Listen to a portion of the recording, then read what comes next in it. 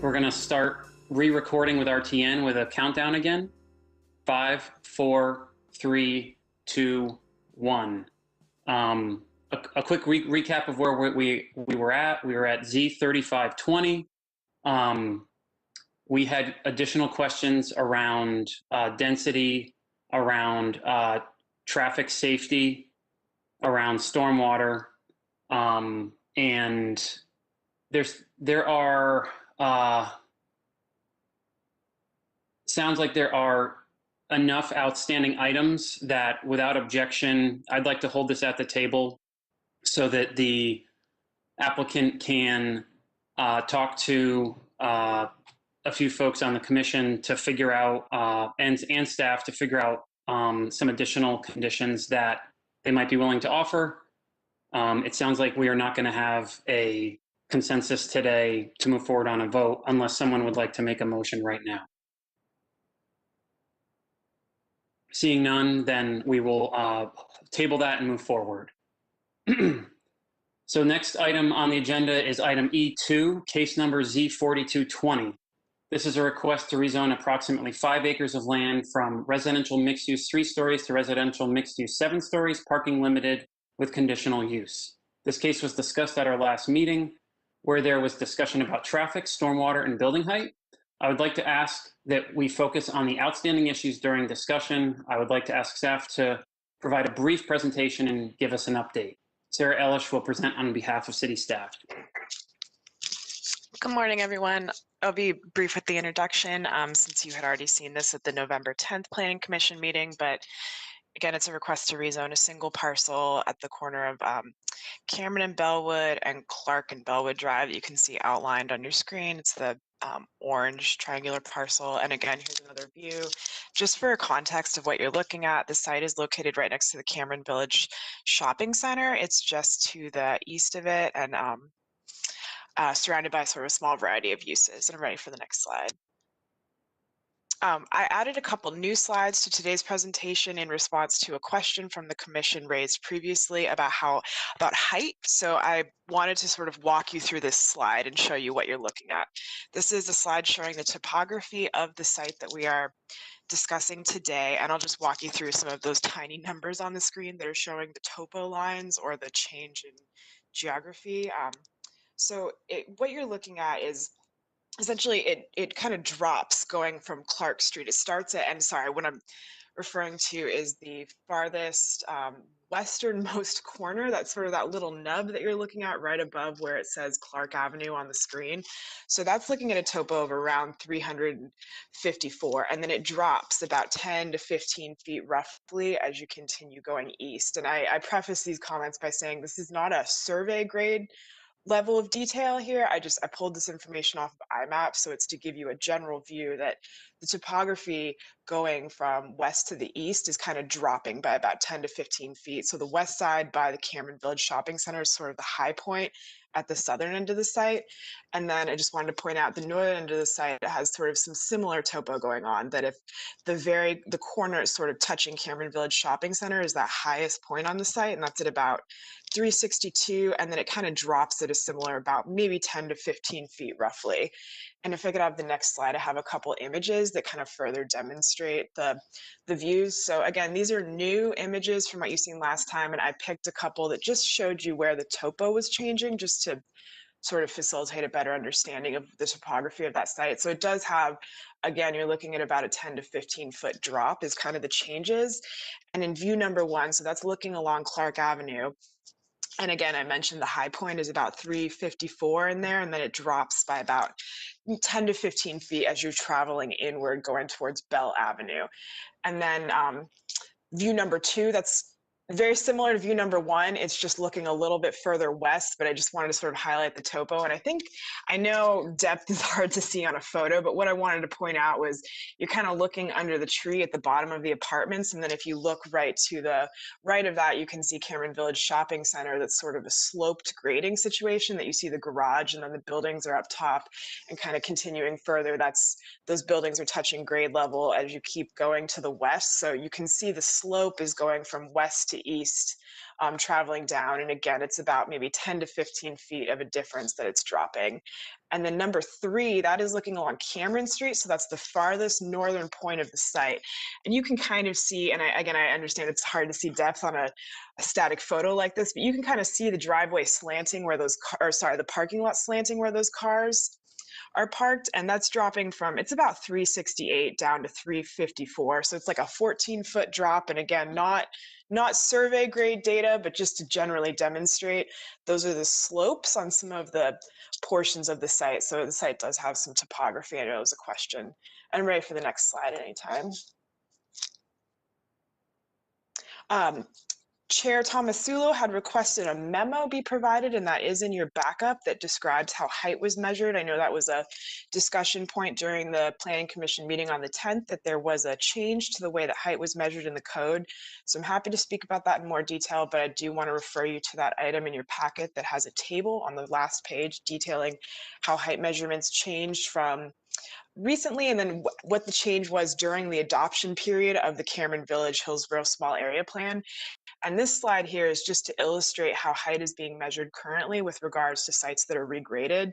The main takeaway that this is designed to illustrate is where you see those yellow boxes, that's essentially showing that grading has changed, which means the building would be elevated a little bit more than if it wasn't changed to create a flat surface to place it upon.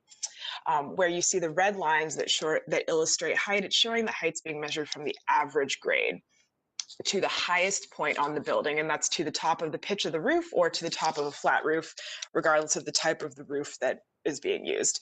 So I'm happy to answer questions in more detail about that, but I would again refer back to that height memo that details the specifics in the code, but this was all to sort of summarize how height is currently measured and to also demonstrate that there's some topo on the site today. I'm ready for the next slide anytime. And then I wanted to show the conditions again. These are not new. You've seen these before, and I'll just walk through them real quickly. There's a variety of uses that are prohibited.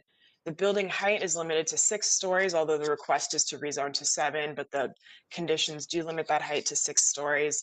There's a condition specifying the facade materials and prohibiting vinyl siding. Then ready for the next slide. Again, you've seen everything that's not underlined on here, so I'll just walk through those again. That added a condition for a plaza that is above and beyond code standards. They are limiting parking between the building and the street to a maximum of 12 spaces. Limits on structured parking. And then the new condition that you had not previously seen that was offered is a condition to limit runoff to the 25-year storm, in addition to the 2 and 10. So that's going above and beyond the code requirements, which is why it's an acceptable condition. I'm ready for the next slide. And again, this is information that you've seen before, so I won't spend too much time on it, but this is just sort of a summary showing that what the change in density would be should this request be approved. I'm ready for the next slide. Thanks, Don. Showing future land use map again, high density residential, this is consistent. I'm ready for the next slide.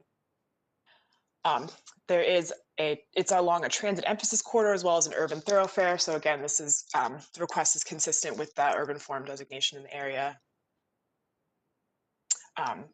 Consistent with policies related to the future land use map, compact development, housing variety, and such. Again, with design guidelines and one of these Cameron Village Hillsborough Small Area Plan policies. Inconsistent policies remain the same as the last time you viewed this. Frontage and the Cameron Village Hillsborough Small Area Plan height guidance would recommend the height remain the same as it is today. So it's inconsistent with that. There's no outstanding issues. Deadline for action is January 25th of next year, and I'm happy to answer any questions. Great. Thank you very much for that. And appreciate that additional supplemental info from the last meeting.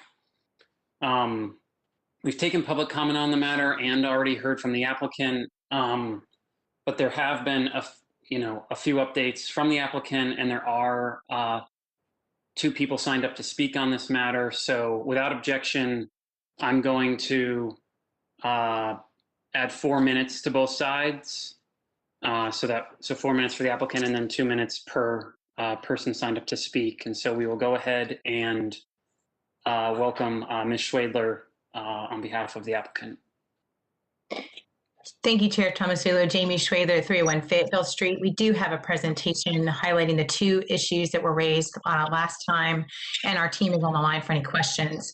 Sarah's done a great job summarizing all of the consistencies, so I'll just focus on the two questions that were raised at your November 10th hearing while the PowerPoint's being brought up. And that was what heights were permissible at the time the Cameron Village Small Area Plan was adopted and what has changed since that time. And two, how stormwater on the site could affect areas downstream. We met with the Planning Commission members who raised those concerns since the last meeting and have prepared these slides to share that additional information with the full commission today. If you could go to the next slide, please. With respect to height and the small area plan, at the time the plan was adopted in February of 2018, for buildings on lots where the land slopes down from the property line, Section 1.5.7A3 of the UDO allowed for one additional story. So on your screen, the same topo map that Sarah showed, you can see how the property slopes away both from Bellwood from right to left on your screen and from Cameron Street from top to bottom. At the top, the grade is about 360. Toward the center of the site near the yellow star, the grade is about 340. So as of February 2018, when the community and the city recommendation for the zoning guidance on this site was RX5, we could build the building in the diagram to the bottom left. This shows 5 stories on Bellwood or Cameron, and then when the land is sloping away from that property line, an additional 6th story shown in orange towards what would be the center of the site. However, in September 2018, TC 1716, known as the Attics and Basements text change, became effective. And under that change, the additional orange story on your screen was no longer permitted. That would have been what would have been an RX5 request under the change to the code would be considered 6 stories and bump you into the next highest bracket, which would have been RX7. Because the code does not have an RX6. So what we've done here is condition ourselves to a limit of 6 stories. So we're requesting what that zoning guidance would have allowed at the time for a site such as this, based on that community input and for how Raleigh now measures height. Keep in mind that the staff has confirmed overall consistency with the comp plan and the small area plan, and this clarifies that height also is consistent with that plan based on the way that height was measured at the time the plan was adopted and based on that community feedback. If we go to the next slide, please. We also received questions on stormwater and how this property could impact others downstream.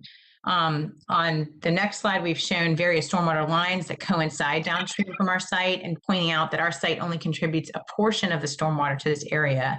There's a junction at the top to the left on the screen, it's on the top area that runs down through the park adjacent to our site to the right, and another 42-inch line from Cameron Village through our site. And then our site is in the center of the screen, and there's only one additional line gathering water from our site. So although that there's been concerns with stormwater in the area, our site only contributes a small portion of that. The staff confirmed last meeting there's no downstream structural flooding and that we're only required to treat to a 2- and 10-year storm. However, after listening to the concerns of the neighbors with whom we've been speaking for over a year, we agreed to treat to a 25-year storm, and that condition was submitted in time for action today. Because we are consistent with the future land use map, the comprehensive plan, and small area plan guidance, including height, which we've demonstrated today, and we've added additional information and conditions to mitigate concerns, we'd like your recommendation for approval today and to move forward. Thank you. Great, thank you very much. Now we will move on to members of the public who have signed up. It looks like we have 2, Ray. Are they still on the line with us?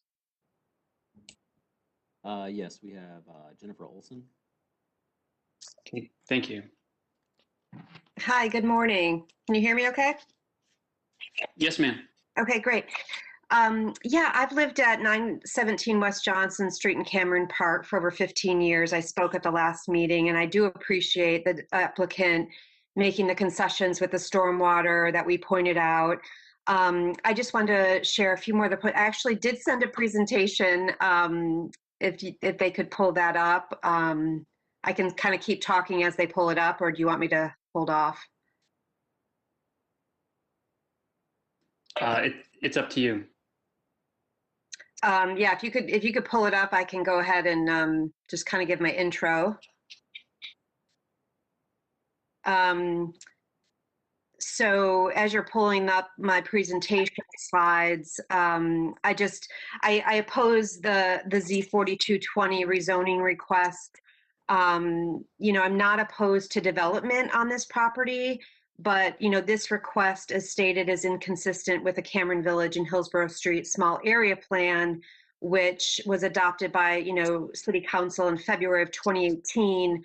You know, the applicant pointed out, you know, just 7 months later, the TC 1716 effective change came into to pass. Now that's only 7 months later from this February 2018 plan. It just does not seem fair to the second slide, please, to the broad-based advisory committee that created this plan. You know, multiple neighborhoods, the Hillsborough CAC, the YMCA, faith groups, Wake County Public Schools, you know, worked on this plan and adopted, next slide, please, the zoning policy guidance for this plan. If you'll see kind of zoned in, I starred that RX5 proposed zoning guidance there, which the small area plan recommends. And, you know, this plan is not at an RX7 level, like I said, and all I'm requesting is we stay consistent with what the area plan proposed, which was less than 3 years ago. Next slide, please. And just to finally highlight that policy 6, the guide for future zoning, it's area-wide throughout the districts of the small area plan. It states that you should use the plan recommendation as policy guidance for future privately initiated zoning requests in the study area, and it's ongoing. So I just wanted to ask the commission if you really want to set a precedent about going against an area plan when these plans were created to guide the commission and the city with zoning. So please. Thank you. Thank you. Thank you very much. All right, Ray, if you could. That was Okay. Okay, great. So we have heard from the general public, and we have heard updates from the applicant. To recap, you know, in the last meeting, we heard some concerns around stormwater. It sounds like the applicant has done a lot of work around stormwater and talking to the surrounding neighbors as well as commissioners.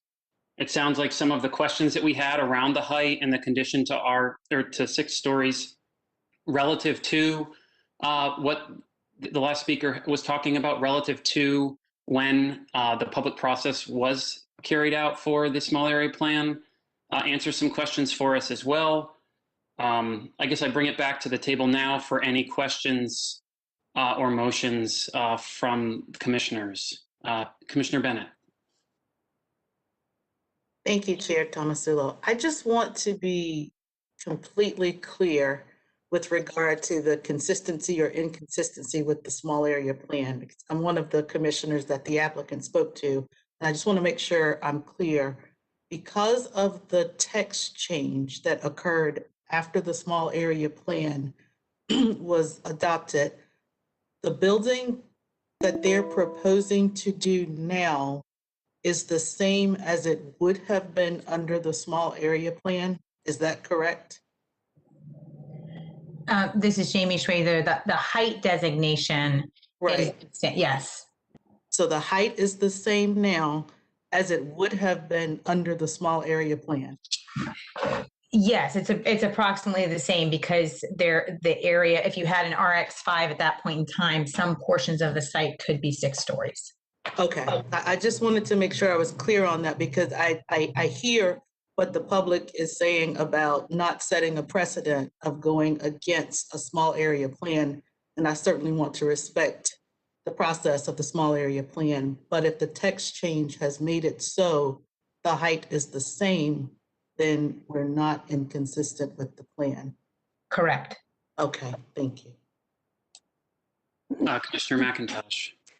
I have a related question though regarding the area plan process. So we know this was, sorry, did someone else say something? We know this was a ongoing process with the neighbors and the planning department coming up with this area plan.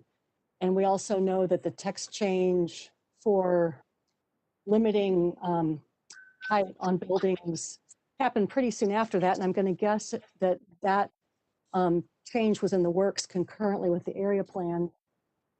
And so I'm wondering if it's possible that when this area plan was put in place, neighbors might have been under the impression that there was also a change that would, it seems like if that text change was being planned concurrently, there would be an understanding that that would be the definition of stories rather than the definition that happened to be in place at the time the area plan was adopted. I'm kind of confused as to why we shouldn't just hold the area plan to the current standards. Rather, I don't really understand how we're going to use a time machine to go back to the story allowance, a couple of years ago when we had a document in place that, defines limits of 5 stories. Commissioner McIntosh, to the extent that's directed toward the applicant, I think what we were trying to show was that at the time that the community and the city had the input on the plan, the text change was a full 6 months from being adopted. And as you know, through the work on the Planning Commission, those text changes can change considerably. So I don't think it's fair to say everybody knew that that's exactly what was going to happen. And the fact was that at the time that they had the recommendation for 5, it was possible to have a site like this and this particular site that would allow the 6 stories. So it's not so wildly inconsistent with the community intent or the purpose of the small area plan. And just to be clear, we have been working with a lot of the people that were the creators of that small area plan from the get-go to make sure we understood what those concerns were. And that's why you see the robust amount of conditions that's a part of the project from the start. And I guess I'd also add that, and then Commissioner Hicks, is that, I've been a part of a lot of these as well through my time here on Planning Commission. And the small area plan, the actual public participation was well before 2018 and was over a long period of time. And so just so that we're dealing with, not setting one goal line and not considering the other one. So we have to remember that the small area plans actually took a lot longer than the text changes for consideration. Commissioner Hicks. Yes, thank you. So just to clarify and kind of look at it from a different point, with the request of the 6 stories, could this building be 6 stories at Bellwood? So I think what I hear the applicant saying is they're just trying to create an environment where they can have 6 stories where the site is sloping in the back and maintaining the 5 kind of at the street, which is what the area plan suggests. And so my one question is, could they, as it's written, build 6 stories at Bellwood? And if that's the case, would they be willing to write a condition such that it just explains that it would be 5-story at Bellwood and 6 where the site is sloping towards the back, to help address concerns from the neighbors and to respect the area plan? Thank you. I guess that's a question for the applicant, but I guess I also want to clarify that we've only heard from one person. And I guess again, we only heard, I believe, from 2 or 3 last time, and that the applicant has been having very good conversations. And I don't necessarily, there's been a lot of support for this as well. So I just want to make sure that we're, Commissioner Fox. I'm hearing the concern of the 5 stories versus 6 stories. So is the concern that you're providing one additional level of housing that we need, or is the concern related to traffic, or is the concern related to an additional stormwater concern, which I would say 5 stories versus 6 stories doesn't actually change the amount of impervious. I just wanted to hear what that change of 5 to 6 does in terms of an impact. Is that directed to me? Maybe. Okay. A couple things. One, I just wanted to point out, although only a couple of folks have signed up to speak today, we have received 20, 30, maybe 40 emails from residents over and over again. So I don't think it's accurate to portray the concern over height, traffic, and stormwater as being only a couple of people. And mostly my concern would be about scale and its relationship to the residential areas nearby. I'm not concerned about the stormwater impacts for the additional height or really the traffic. I think there are traffic concerns, and I'd like to touch on that as well. But I don't think one additional story, which I think will probably be for parking, would impact it. I'm just looking for a solution that would address the many, many, many comments that we've received and concerns about the massing and the scale, since I think that the intent of the project is to put it to be 5 towards the street and 6 where the grade is creating that 6th story. Thank you. To the extent that I guess was posed to the applicant, we've worked hard with that stakeholder group, and I guess I think to the extent there's been 30 emails, we've been meeting with a stakeholder group for about 35 folks from Cameron Park from the outset, and we've communicated the stormwater changes that we've made, and we've received a lot of positive feedback from those folks. We went and met with the CAC recently and presented those plans and received support and positive comments. So, I think what we're seeing in the public process is positive, and it has resulted in the changes that we've made today. Because the city continues to change how it measures height, we have pushed the condition as far as we can, and we cannot add additional conditions as to where the height will or won't be, but we'll continue to work with that stakeholder group as we design the buildings, and we'll do it in a way that we do think makes sense in terms of scale and is honoring that small area plan overall. Thank you. Commissioner Bennett? Thank you. I just would like to say, because I have been one of the most outspoken commissioners, I guess, about community engagement and public interest and listening to the community, I just want to always be fair and consistent. And I would like to say, I think this is a case where, at least for me, I would like to commend the applicant for working with the community over an extended period of time, not just when we have asked them to, and for trying to be receptive to what they have asked for. I don't intend to suggest that community engagement always means that everybody is going to be happy, but I do appreciate when the applicant takes the time to meet with the community, to be responsive to their concerns, and to come to us with a set of conditions that shows they're willing to go above and beyond. Regardless of how this vote goes, I just want to commend the applicant for doing that. I also, commend the community for speaking up and for sending the emails and pointing out the inconsistency, because initially when I saw this, I thought, well, we don't want to be inconsistent with a small area plan. That sets a bad precedent.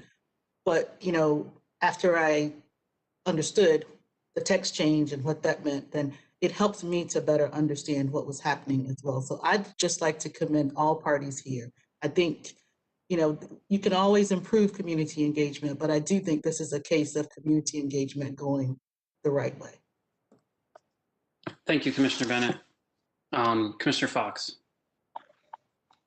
Based on the clarifications of how the height was measured, because I do want to acknowledge the majority of the emails we received were specifically about that issue, and I think the technical nuance of how height is measured is not something that I expect the general public to understand.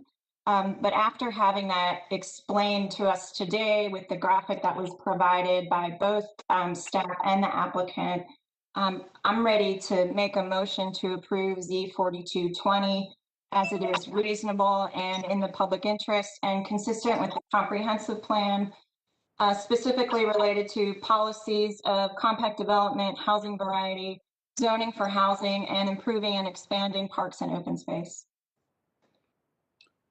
Commissioner Bennett? Second. All right, we have a motion and a second. I'll now turn it over to Chinitha for a roll call, please. Commissioner Hicks, did you have a comment? I did have a comment, thank you. I wanted to follow up on Commissioner Bennett's comments about the applicant and the community engagement. And I do feel like the applicant has worked for quite a bit of time with the surrounding area to create conditions that are workable for them and with trying to address the concerns of the neighbors. I just do have a little bit of a concern that every time an additional height is requested, that this text change is going to be there's going to be a similar story saying that, well, we're just trying to build what we could build before. And I think it could set a messy precedent moving forward. So in that way, I would have liked to have seen some specificity in the conditions that would just basically say, this is what we're trying to achieve. So to be really clear that it does honor the small area plan. And then one last comment just about traffic, which may not specifically be the applicant's concern. I think there's a traffic issue in the area that the applicant has not created.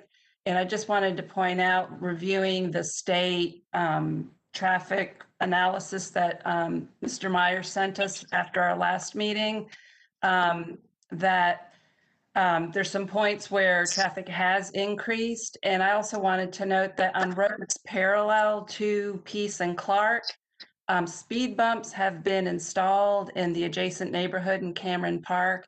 And I think that that does illustrate that traffic is an issue and that it's being forced to move in the neighborhoods that are around there. And I think that may be more of a city issue rather than a particular issue to this project. Thank you. Thank you, Commissioner Hicks. There is a motion and a second on the table. I will now ask Chinitha for a roll call for votes.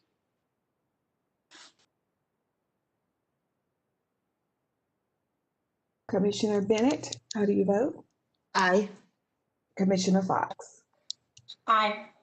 Commissioner Hicks? Nay. Commissioner Lampman? Aye. Commissioner Mann?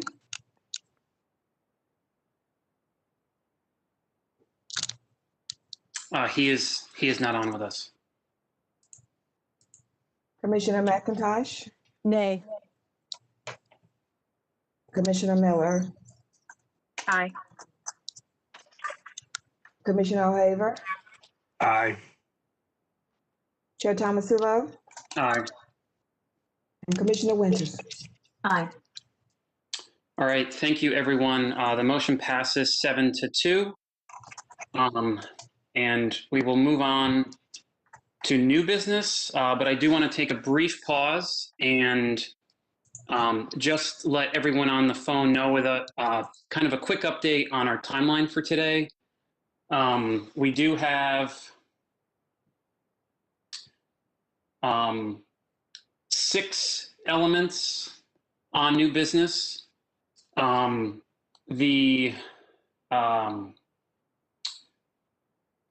They are all new business, so we will hear a full presentation and input on them. I have a hard stop at 12:15 as well as Vice Chair Hicks, and so I just kind of want to set expectations that we're unable to go past 12:15 today.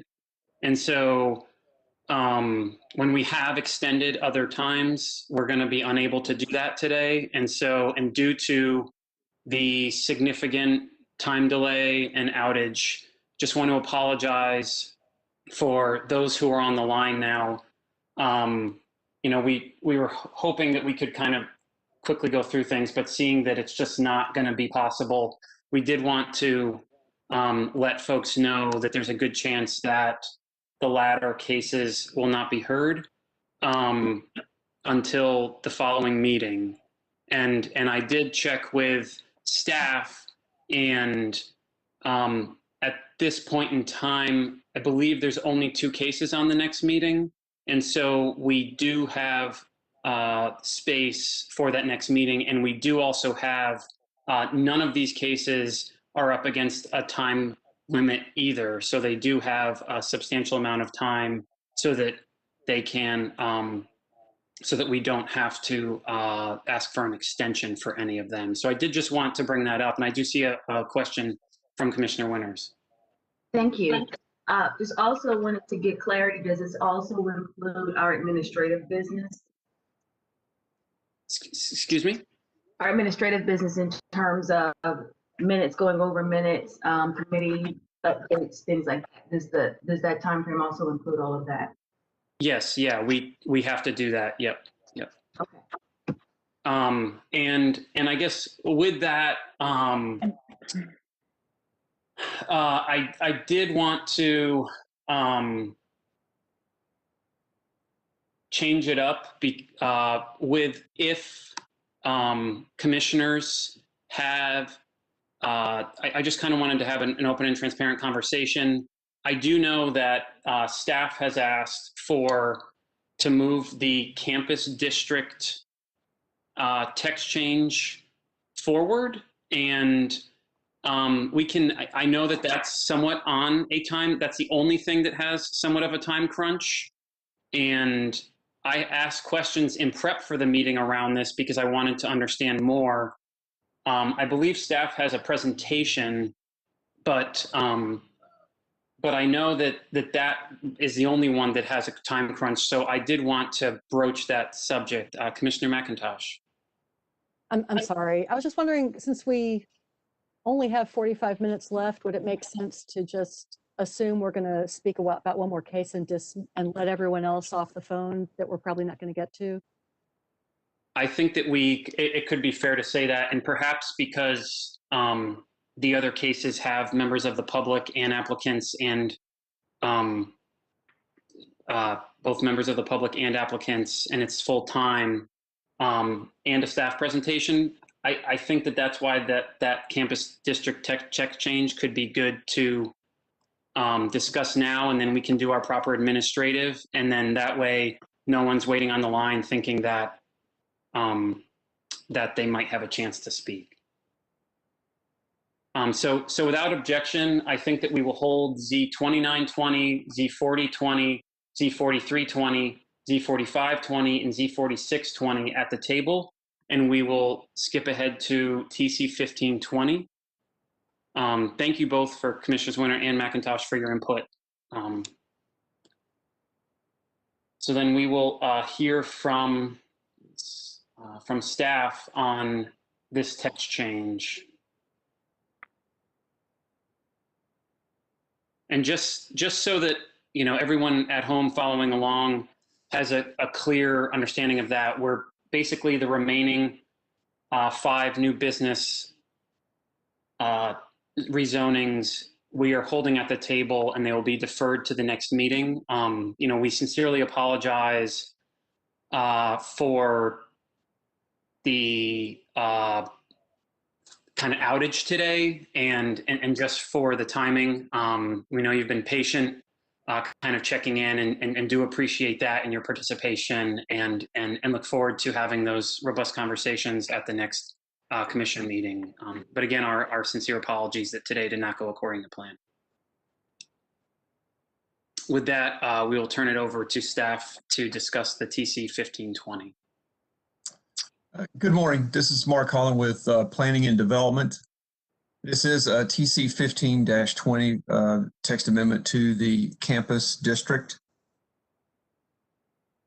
This text change would amend the UDO to modify the standards and requirements for the campus district to encourage its use as a zoning district.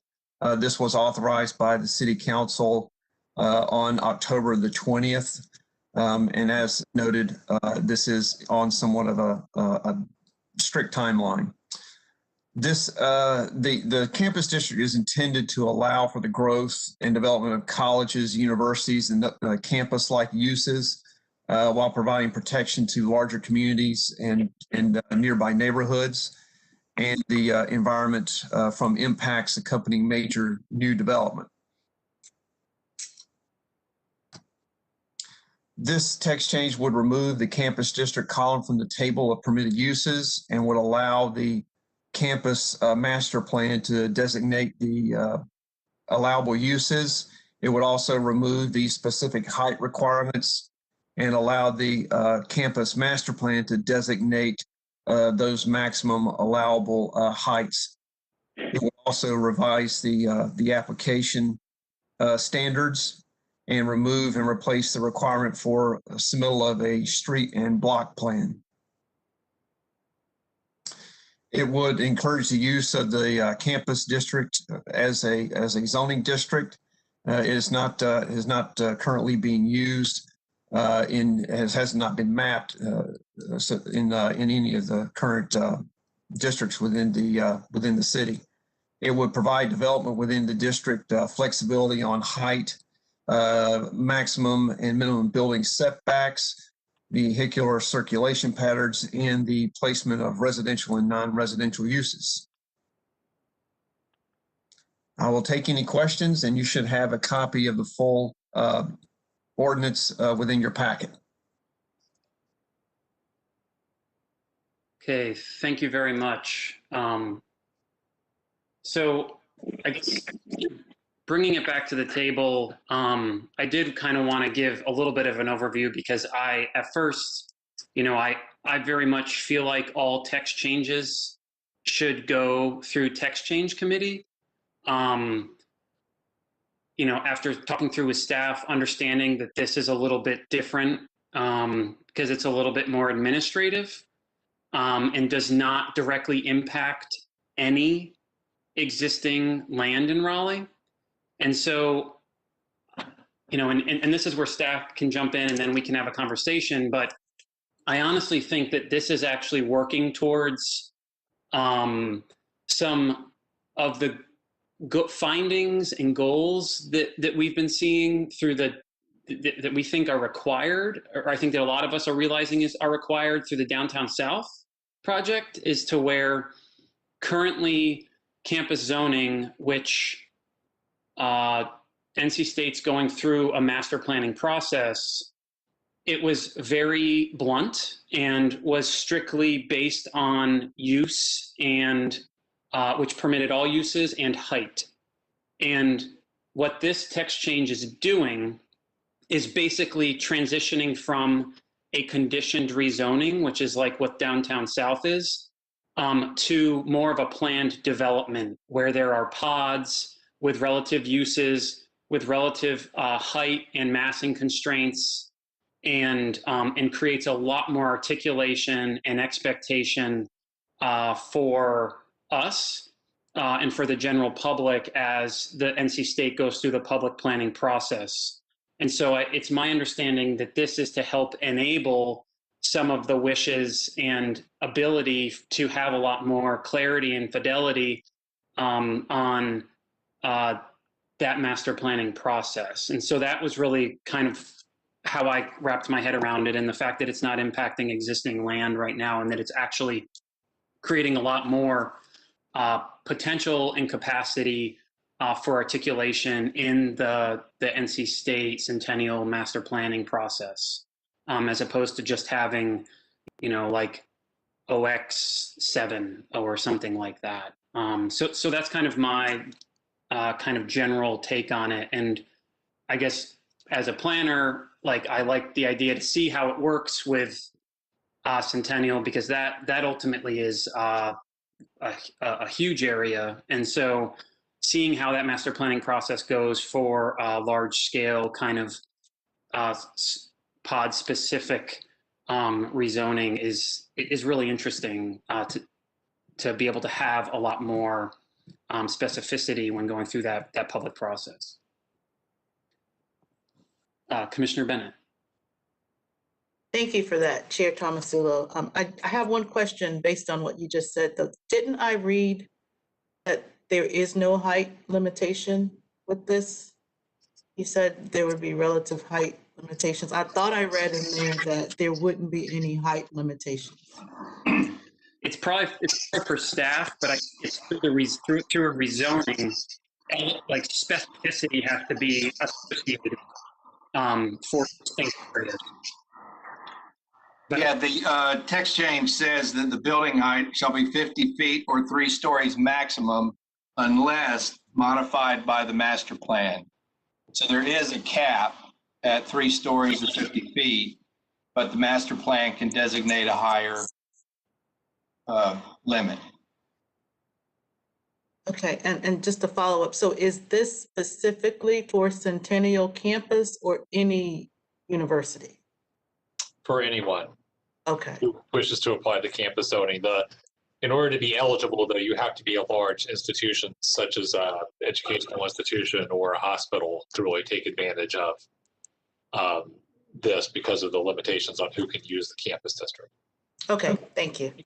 And I think it was important for me to hear that no campus zoning that this applies to exists yet. It's all normal commercial zoning. That's correct. So when this is passed, there'll be no change in anyone's entitlement anywhere in the city. What this will do is make the campus master planning process more flexible and useful for potential applicants. But obviously, no additional height or that flexibility doesn't get used unless the commission and council, through the review of the master plan, approve such. So it's a legislative decision. Thank you. Commissioner Hicks. Just for clarification, so it opens up the ability to set building height. Does it also, it looks like it allows to set the maximum minimum building setbacks as well? Is that correct? Am I understanding that? That's correct. They can be modified by the campus master plan. Thank you. Commissioner Winters? Thank you. Ken, just a point of clarification. When you say larger campus, can you clarify that for me, please? If there's like a size attached, because Raleigh has several campuses within its city district. So yes, the minimum area of a campus district is 5 acres. For reference, a square downtown block is about 4.4 acres.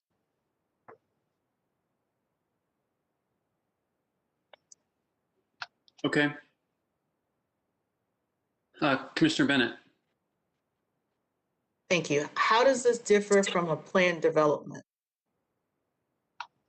A couple of differences. The master plan can be somewhat simpler than a planned development can be. There's an expectation that an institutional campus may not have any public streets running through it. So, for example, the campus district has no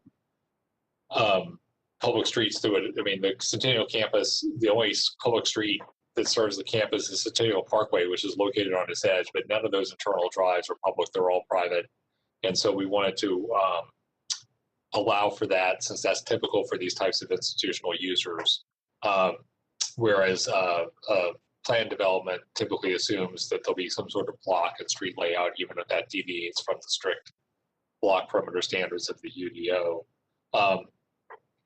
So it's the application requirements are somewhat broader and lighter weight than the planned development district is.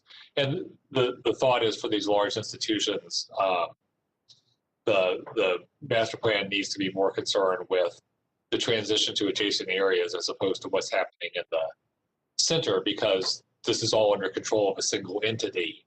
And if you think about a university like NC State, they run their own transit system. They control the parking. They control the rates for parking. They control all of these things. They have absolute control over who's coming and going in the campus. And so it allows for a different zoning approach. Okay, thank you. All right. I guess thanks for the clarifying questions, and thanks to staff for clarifying this as well. I will go ahead and make a motion to approve TC 1520 as it is consistent with the comprehensive plan, and I guess I don't really know how this fits into the to relevant policies within the comprehensive plan, and approval of the proposed text amendment is reasonable and in the public interest. Commissioner O'Haver? Second. All right, so there is a motion and a second. I'll now ask Janitha to take roll call of the members.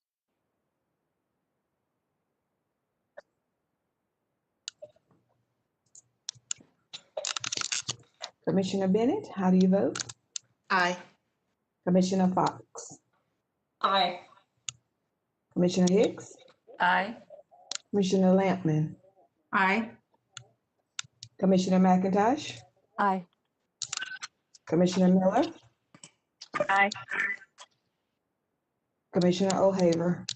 Aye. Chair Tomasulo? Aye. And Commissioner Winters? Aye. All right, thank you, everyone. TC 1520 passes unanimously 9-0. We will now head to the last bit of our meeting, which is approval of the minutes. We have 2 minutes, both from our committee of the whole meeting as well as our planning commission meeting on November 10th.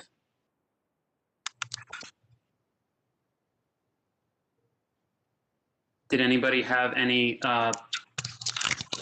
Commissioner Lampman?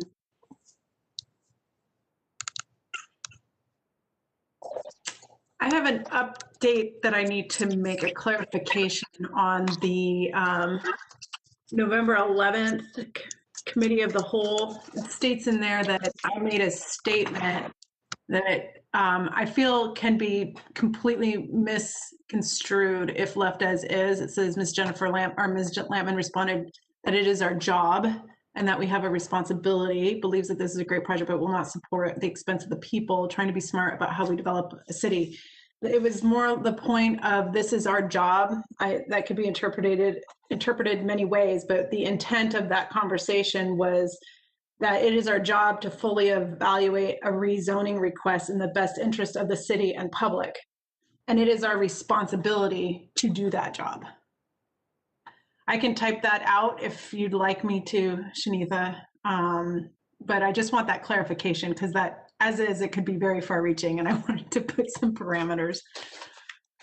So thank you for that. And I guess a question to staff around some of this, now that we're having special meetings and other things like that, I know that minutes are like a generalization or notes, but when we get into like specifically articulating language, is it proper to enhance what was said, especially since we have recordings of it? I'm just trying to understand. I don't necessarily care one way or another. I'm just trying to look for what legally or responsibly we should be doing.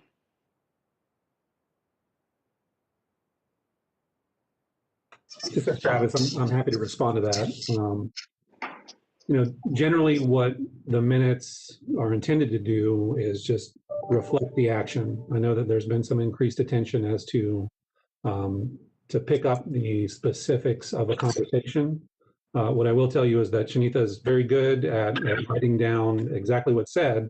And so if there was a deeper intent behind a statement, it's difficult for us to modify the minutes to reflect that. So, if there is something specific that a commissioner wants to see in the minutes, it's helpful to staff for the commissioner to say, I would like the minutes to reflect the fact that, and you fill in the blank.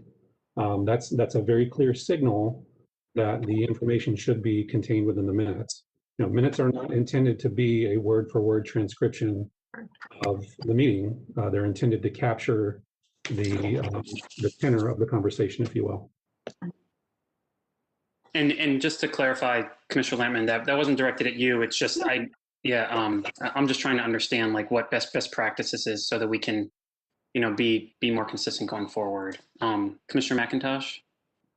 Yeah, I just wanted to say one pattern I've noticed when there's been requests for additions to the minutes has been where commissioners have wanted to make sure that the reason for their vote was clear in the minutes. And I know we've had some input from citizens as well, saying that they wanted to be able to tell in the minutes, why a vote split the way it did. And I mean, that doesn't apply here to what Commissioner Lampman's talking about, but I think in general, just letting there be a sense of where people's votes came from. Well, and to that point, we'd have to talk collectively, but previously, I think before most of y'all were on the commission, sometimes for bigger rezonings, for more challenging rezonings, we would actually, each person would basically give a bullet point as to their not justifying, but kind of describing the intent for their vote. And it was a little easier in person, as kind of it's more conversational. But it is something that, didn't take that long. And I think just helped really put people, like we'd also do it before voting and say, let's bring it back to the table. Where do people stand? What concerns do people still have? What expectations might people have? And so it's just something that I think, that did seem to work. It's not required all the time, but for bigger, more significant projects, it helped. Commissioner Bennett. Thank you. Yes, I think we have seen, if you watch some of the council meetings, the importance of documenting, especially why we have split votes sometimes, because you will see council members sometimes ask, well, why was the vote split here? What was the commissioner's concern? And if it's not documented in the minutes, the staff person might not remember why, or they might remember different comments than all of the comments that were given. So I think it's, I hear what Travis is saying, and I understand that it's to document the decisions that were made, but I think and I certainly don't expect a transcript, but if we're going to call them minutes, then we certainly document the decision, but I think where there is a split vote, we need to document why the vote was split. Or even if it's unanimous, sometimes we will make a unanimous recommendation, but we'll say, however, we encourage that council look at this or council consider this. That's not always conveyed to council. So especially since Matt, you're not there, or no one's there from the commission to answer questions or, to provide more detail to the summary that's provided, I think to the extent that we can incorporate that in the minutes without making it a transcript, that would be beneficial and important, not just to council, but to the public as well, to see why we made a decision the way we did. And I agree, Shanita is doing a great job, and I appreciate her hard work. And I know some of these meetings go long, and we're talking about a lot of stuff. And so I appreciate what she's doing to pull this all together for us. Great, thank you. This is Travis. I would love to weigh in really quickly and don't want to belabor the point. Ms. Bennett, that's a wonderful point that you make. Today there was a case with a split vote. It was about a 35-minute conversation on a rezoning case. There were two commissioners that voted in opposition. There was no reason given for that. So it would be helpful to Shanitha if you're going to vote against a motion, if you were to say, I'm going to vote against this because otherwise she has to listen to 45 minutes of conversation and make inferences about why someone may or may not have supported a motion. So we're happy to give that information, and I agree with you. I think that's really helpful to have in our minutes, but we can't invent the reasons for voting against. Thanks, Travis. I support that. Great.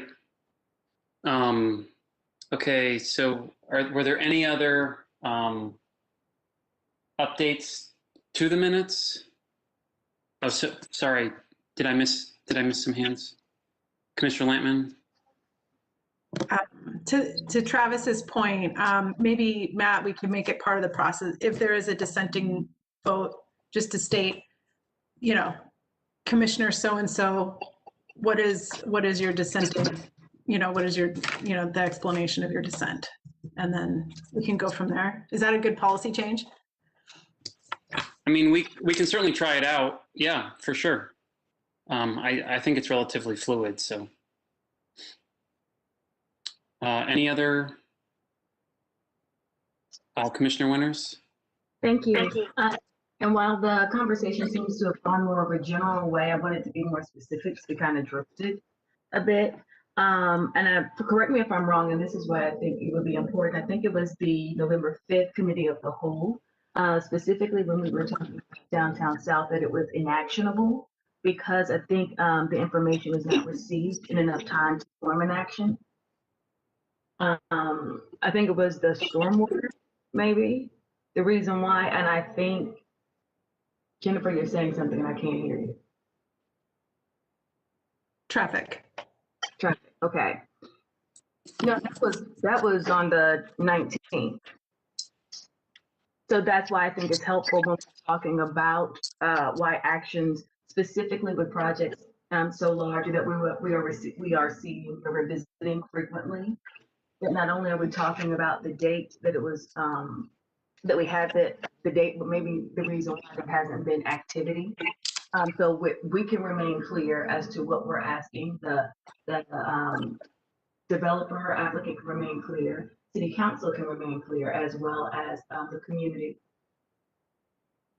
And I'll say, just to go even further with some of the information that I'm seeing in a broad brush, I don't think it's being accurately captured as to what we're doing and why. And I think for the integrity of us as a commission, planning staff, that we have that item so it's clear to everyone and our actions cannot be misinterpreted or mischaracterized. Thank you. All right, thank you. I guess with that, are there any other amendments to the minutes? Okay, then we'll go ahead and move approval of the minutes. Is there a second? Wait, I'm sorry, go back. So my request was to have that added to the minutes of the 5th.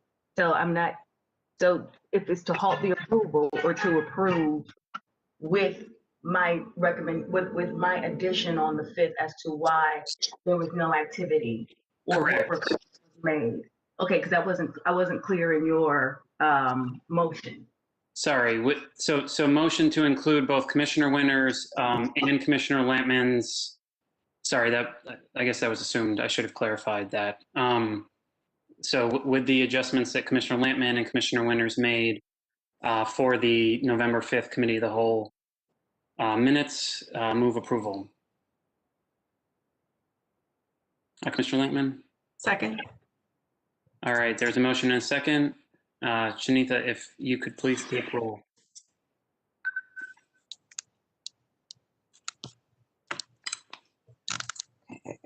Commissioner Bennett, how do you vote? Aye. Commissioner Fox? Aye. Commissioner Hicks? Aye. Commissioner Lampman? Aye. Commissioner McIntosh? Aye. Commissioner Miller? Aye. Commissioner O'Hare? Aye. Chair Tomasulo? Aye. Commissioner Winters? Aye. All right, both the minutes with the minor adjustments pass unanimously 9-0. We will now move on to other business. I do not have any report. I'm just prepping for the next meeting on the 8th. I'll turn it over to any report from any of the members. Commissioner Lampman? This isn't necessarily a report, and if anybody has timelines set up for this already, but I'm just hoping that we can look at the subcommittees starting in January. I think that would be great. Okay. Commissioner Winters? And that's what I was about to address, Commissioner Lampman. Thank you for the intro and segue. We are having our first strategic planning committee meeting on December 15th at 10 a.m. We'll be looking at equitable development throughout Raleigh. That will be our focal point that'll be the thrust of our focal point within the commission, within the subcommittee. And to be clear, equitable development around transit conversation we're having. We're just talking about equitable development throughout all of Raleigh. Great. Commissioner Bennett? And I will get with Travis to confirm, but I believe our intent is to have a transportation committee meeting in January as well. We had planned to start prior, but with everything we had going on, we thought it wasn't necessary. We didn't have anything critical really that we needed to do right now. So I believe the plan is to start those in January. I'll confirm the time with Travis before I state it now, just to make sure we're clear on that. But we are going to be starting that soon. And I just want to tell everybody to have a happy, safe Thanksgiving. Thank you. Now a report from Mr. Bowers. Hold on a second. Commissioner Hicks. Thank you. I just wanted to remind everybody that at our last Committee of the Whole meeting, we started discussion or continued discussion on equitable development around transit. And staff had asked that we send any questions or comments that we have on that, because we had a very brief discussion to them in advance of our next meeting, which will be January 28th. Thank you. And happy Thanksgiving to everybody. Thank you. And looks like Commissioner Haver. Yeah, sorry, I just want to confirm. So we have one more meeting this year on the 8th, a regular PC meeting. I know that Ms. Winters just mentioned strategic planning. And then we don't meet again until the 20th. Make sure, right? Because I seem very confused. I know it's my fault, but I just want to make sure I'm figuring out what in the world's going on here. Did you say, you broke up a little bit, did you say till the 12th? Is that? Yeah, 12th is our next meeting. We don't have any meetings between the 8th, December 8th and January 12th, other than the special committee meeting that Ms. Winters just made. Correct. Usually around holidays, it's the summer, and then right around the second half of December that we have these minor breaks. Got it. Commissioner Lampman? Is there an opportunity for staff to distribute the equity development around transit presentation around to everybody? I know I can watch it again, but it's nice to have it. We can do that. Thank you. And I guess one more question on that, or I guess a follow on, because I think that is really true. Like a lot of times when we talk about these more complex policies, I think that the staff presentations are so helpful, and I just don't, is there a way that, whether or not you want to release a PDF, but is there, I know there's enterprise software packages that are in with the city where you could have little slideshows or things like that. Is there any way that some of these big, heavy, sophisticated policy presentations could be posted somewhere, or if it's okay just sharing a PDF? We frequently post PDFs of our presentations for council items on the board docs, typically the day of the meeting or shortly before. I don't think that that would be an unreasonable thing that we could do for Planning Commission. I mean, is that something you'd want us to do for every agenda item? Honestly, if it's not too much work, like I think it could help tremendously. That way we can, like sometimes I've seen something and I was like, oh, I didn't think about that, or that's not how I translated it. Looks like Commissioner Bennett had another. Sorry, man, I detected a little shade in that Commissioner Bennett has another. Oh, no. I was just going to say, no, I was going to agree with what you said. And I was going to say, I think that might also help the public, because I know we sometimes get emails and people will say, that information was so technical, I didn't understand it. Can you send pictures to explain that point? And oftentimes the staff presentations will explain a little better. And so I think it might be a good thing for everybody. Okay, we'll look to implement that.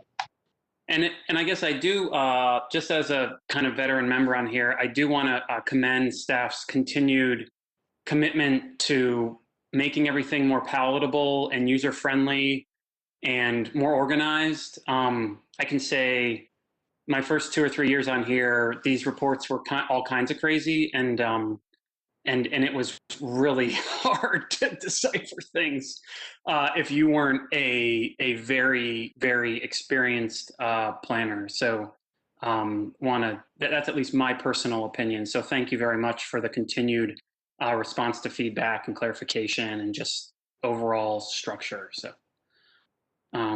All right. I guess with that, turn it over to Mr. Bowers for any report.